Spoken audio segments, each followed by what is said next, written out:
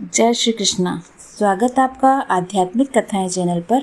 वैशाख मास के अध्याय आपने सुने।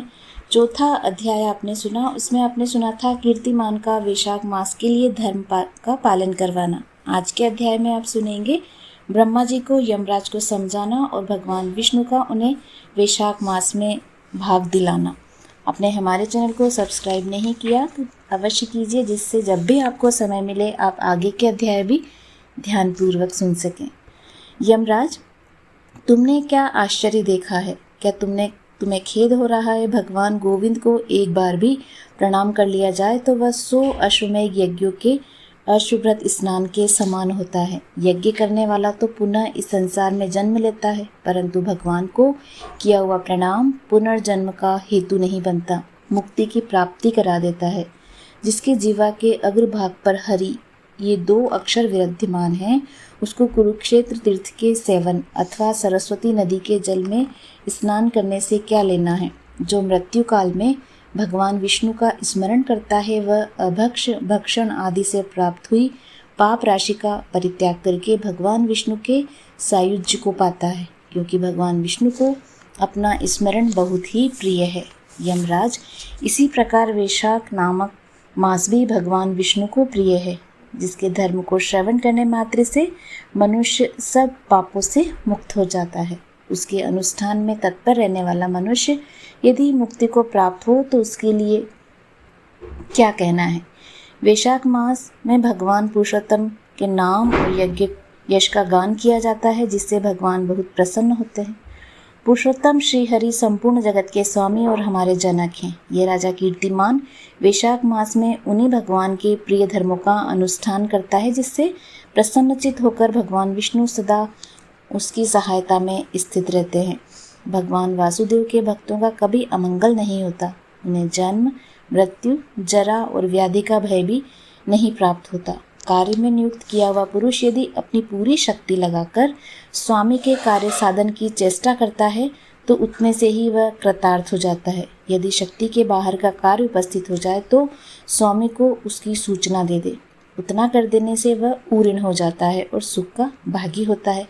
जिसने उस प्रयोजन को स्वामी से निवेदित कर दिया, उसके ऊपर न तो कोई ऋण है, न ही पातक ही लगता है। अपने कर्तव्य पालन के लिए पूरा यत्न कर लेने पर प्राणी का कोई अपराध नहीं।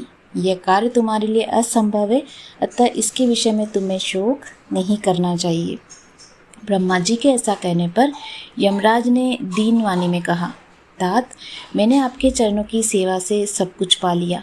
तब ब्रह्मा जी ने पुनः समझाते हुए कहा, धर्मराज, राजा कीर्तिमान विष्णु धर्म के पालन में तत्पर है। चलो हम लोग भगवान विष्णु के समीप चलें और उन्हें सब बातें बताकर पीछे उनके कथनानुसार कार्य किया जाएगा। वे ही इस जगत के कर्ता, धर्म के रक्षक और नियामक हैं। इस प्रकार यमराज को आश्वासन देकर ब्रह्मा जी उनके साथ क्षीर सागर के तट पर गए। वहाँ उन्होंने सच्चिदानंद स्वरूप गुणातीत परमेश्वर विष्णु का स्तवन किया। ब्रह्मा जी की स्तुति से संतुष्ट होकर भगवान विष्णु वहाँ प्रकट हुए। यमराज और ब्रह्मा जी ने तुरंत ही उनके चरणों में मस्तक झुकाया।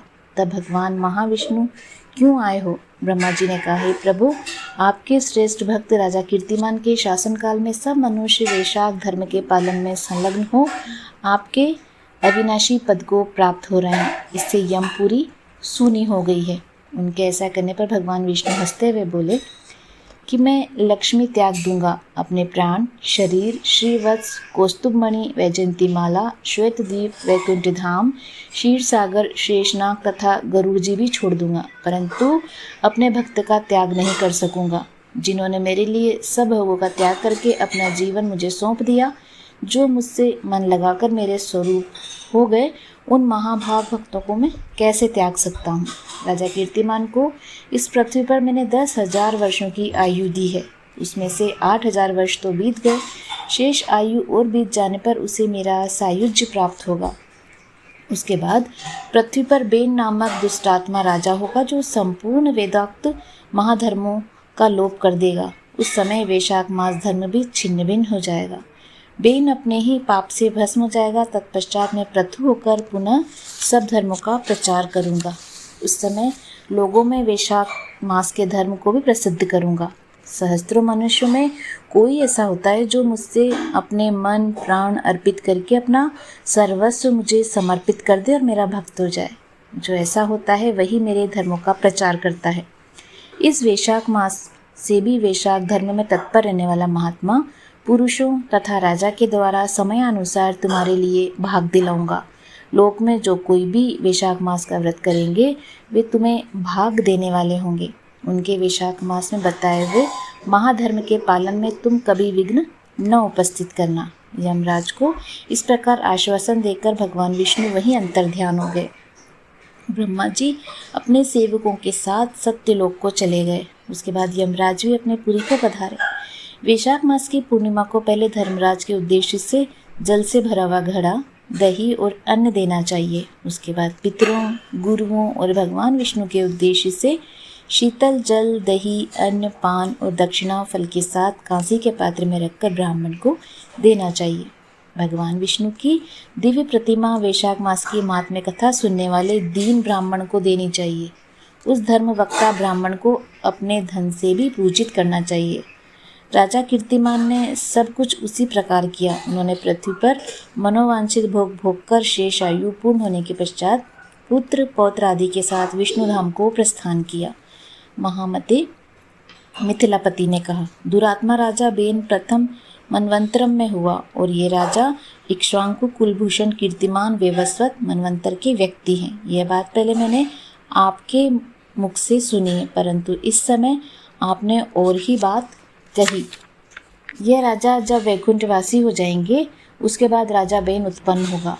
मेरे इस संशय को आप निवृत्त होकर कीजिए। श्रुतदेव ने कहा, राजन, पुराणों में भी विषमता प्राप्त होती है। वह युग भेद और कल्प भेद की भांति व्यवस्था के अनुसार किसी कल्प में ऐसा हुआ होगा, पहले राजा कीर्तिमान और पीछे बेन हुआ होगा। इसलिए कहीं कथा में समय की विपरीतता देखकर उसके अप्रामाणिक होने की आशंका नहीं करनी चाहिए। आज का अध्याय समाप्त हुआ। आगे के अध्याय सुनने के लिए आप हमारे चैनल से जुड़े रहिए व सब्सक्राइब अवश्य कीजिए। भगवान श्री कृष्ण आपकी सभी मनोकामनाएं पूर्ण करें। धन्यवाद।